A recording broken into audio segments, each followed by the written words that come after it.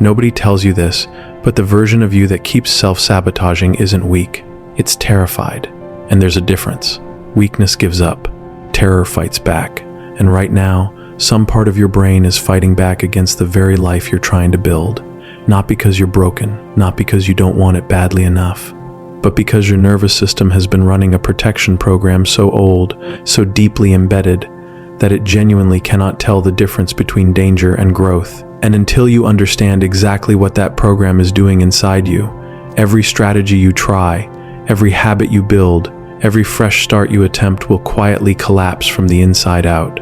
So stay with me, because what I'm about to walk you through is not motivation.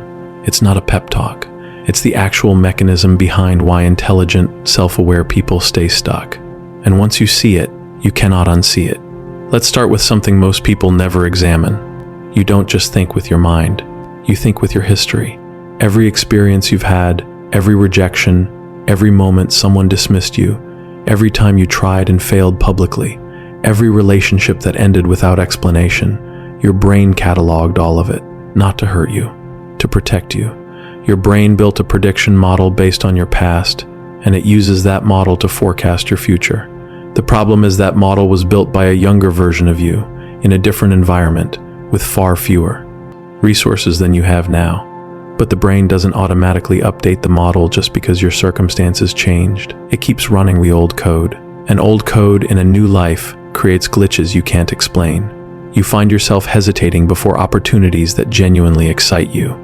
You feel resistance before conversations that could change your trajectory.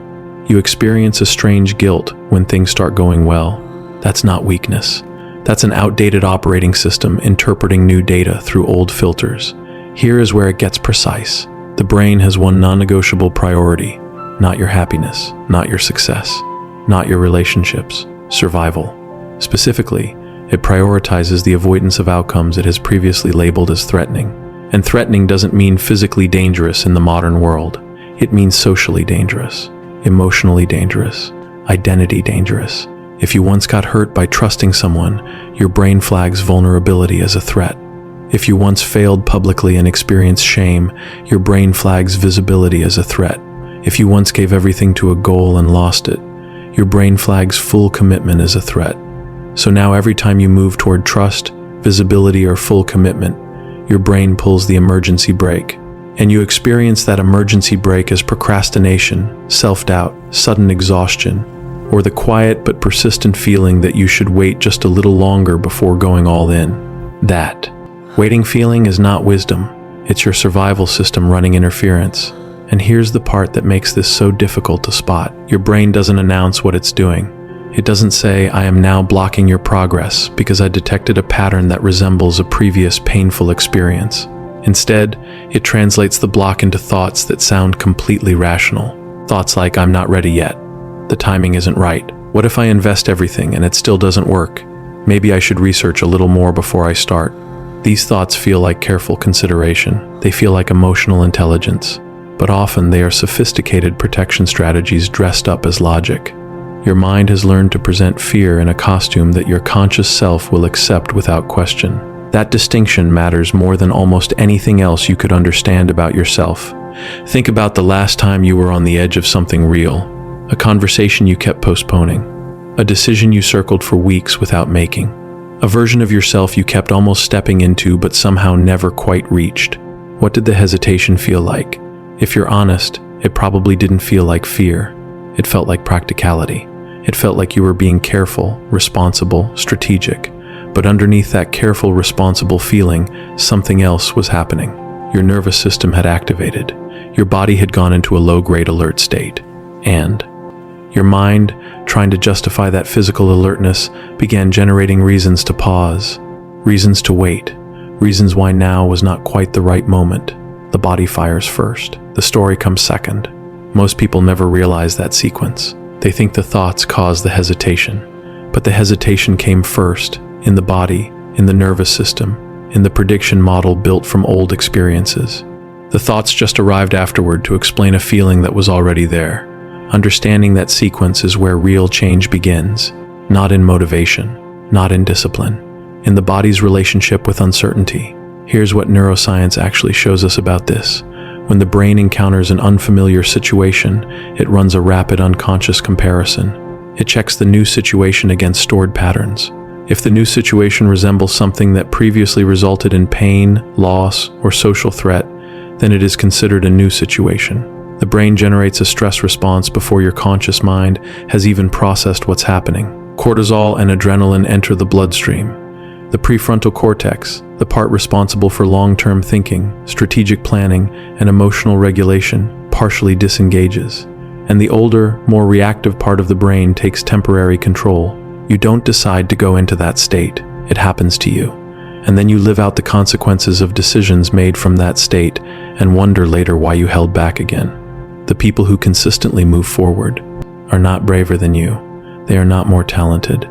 They have not been handed easier circumstances. What they have, often without fully understanding it, is a nervous system that has been gradually taught that movement into uncertainty does not equal annihilation. Their system has enough evidence, built through small repeated actions, that discomfort is survivable. And because their system trusts that, the emergency brake fires less aggressively. They feel the fear and their body doesn't fully stop them. That trust is buildable, but not through inspiration, through evidence.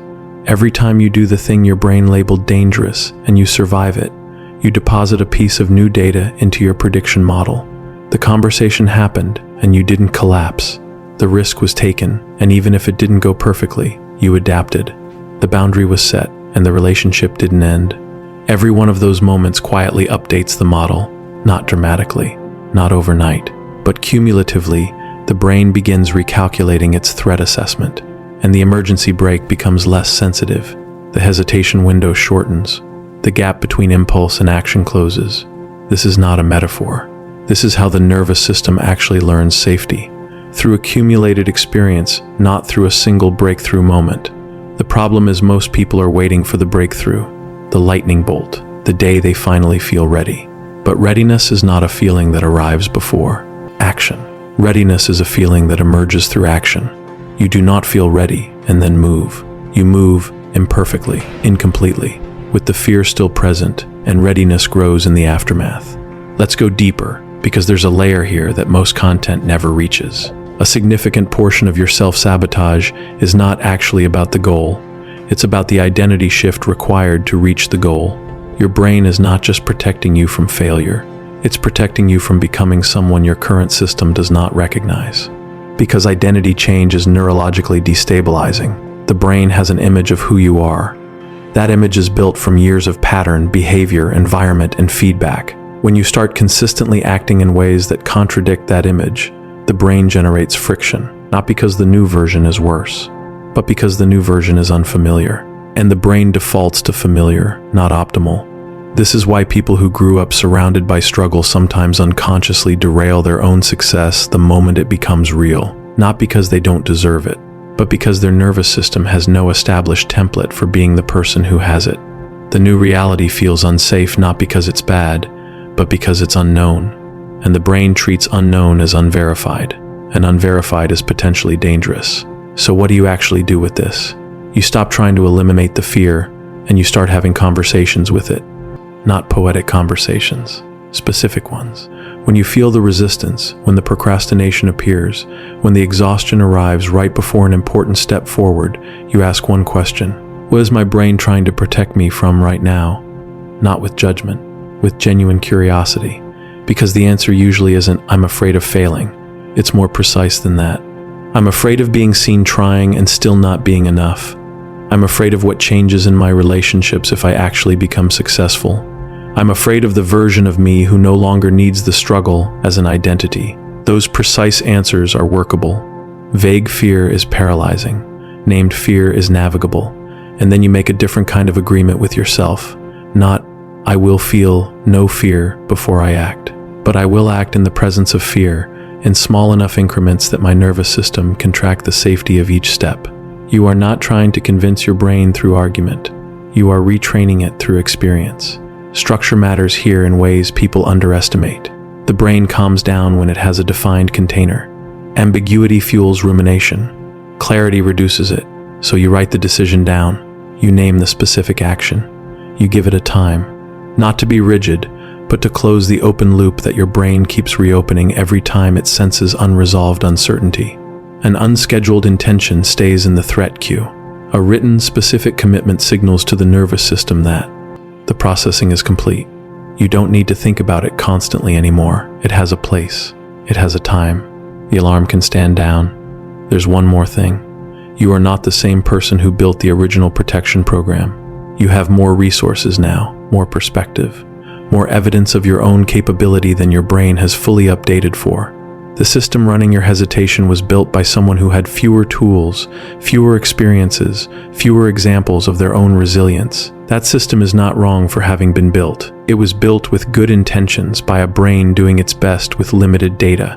But you are not obligated to keep living inside its conclusions. You are allowed to give your nervous system new evidence. You are allowed to revise the threat assessment. You are allowed to become someone the old model never predicted you could be. The version of your life that you keep catching glimpses of, the one that feels just out of reach, not because you're not capable enough, but because something keeps quietly pulling you back. That version is not a fantasy. It is the natural output of who you actually are when your protection system finally trusts that you are safe enough to step forward. And that trust does not arrive as a gift. It arrives as a consequence of movement. Small, consistent, imperfect movement in the direction that matters to you. So the question is not whether you are ready. The question is whether you are willing to move before you feel ready, and let the readiness build itself from what you find on the other side. That is where your real life begins, not in the absence of fear, in the decision to stop waiting for its absence.